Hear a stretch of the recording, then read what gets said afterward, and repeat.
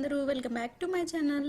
ఈరోజు నేను చూపించబోయే రెసిపీ దోసకాయ వంకాయ టమాటో కాంబినేషన్తో ఎండి ముక్కలు అండి. మనం ఎండి చేపలు వేసుకొని చేస్తాం కదా, అలాగే నేను మటన్ తీసుకొచ్చి ఎండలో ఆరబెట్టి ఒక వారం రోజులు ఇవి ప్రిపేర్ చేశానండి. చూసారు కదా, చాలా బాగా ఎండినాయి అన్నమాట. ఈ విధంగా ఎండిన వాటిని ఒక అరగంట నీటిలో నానబెట్టి కుక్కర్లో పెట్టి ఒక 3 విజిల్స్ వస్తే సరిపోతుందండి. నేను అలా బాయిల్ చేసి రెడీగా పెట్టుకున్న ఎండి ముక్కలు ఒక కప్ తీసుకున్నాను. మీడియం సైజు దోసకాయలు, ఒక 4 వంకాయలు, ఒక టమాటో తీసుకున్నాము. మీడియం సైజు 2 ఉల్లిపాయలు, ఒక పచ్చిమిర్చి, కరివేపాకు, ఇవేనండి కావాల్సిన items. Please watch full video. ఈ వీడియోలో నేను ఏమేమి ఐటమ్స్ వేస్తున్నావో అన్నీ తెలుస్తాయి. ముందుగా స్టవ్ పైన బాండి పెట్టుకొని ఆయిల్ ఒక 2 స్పూన్లు వేసుకోండి. ఆయిల్ హీట్ అయిన తర్వాత తాలింపు దినుసులు, మీడియం సైజులో కట్ చేసుకున్న ఉల్లిపాయలు, కరివేపాకు, పచ్చిమిర్చి వేసి బాగా ఫ్రై చేసుకోండి. పసుపు కూడా యాడ్ చేసుకోండి.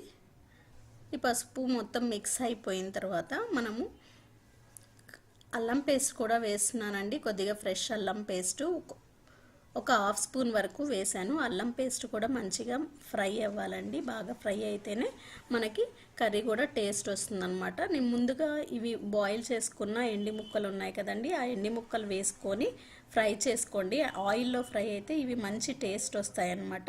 కొద్దిగా సాల్ట్ వేసి బాయిల్ చేశాను నేనైతే. చూసారు కదా, ఆయిల్లో ఫ్రై అయితే కొద్దిగా టేస్ట్ బాగుంటాయి.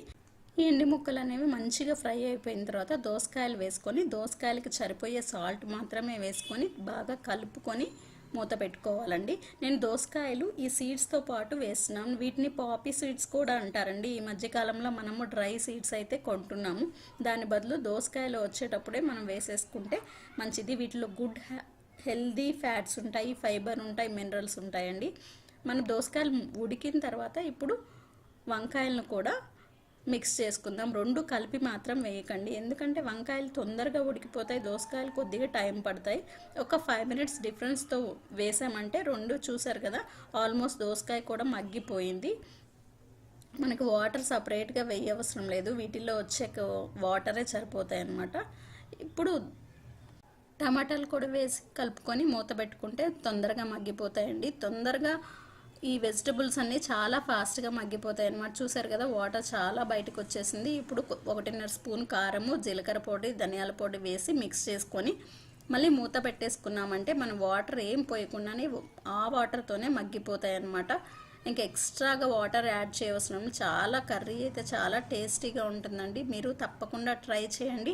అండ్ మీరు ట్రై చేసిన తర్వాత మీకు ఎలా వచ్చింది అనేది కామెంట్ రూపంలో తెలియచేయండి. చూడండి గ్రేవీ కన్సిస్టెన్సీ ఎంత బాగుందో, కలుపుకోవటానికి చాలా బాగా వస్తుంది మనకి రైస్లోకి.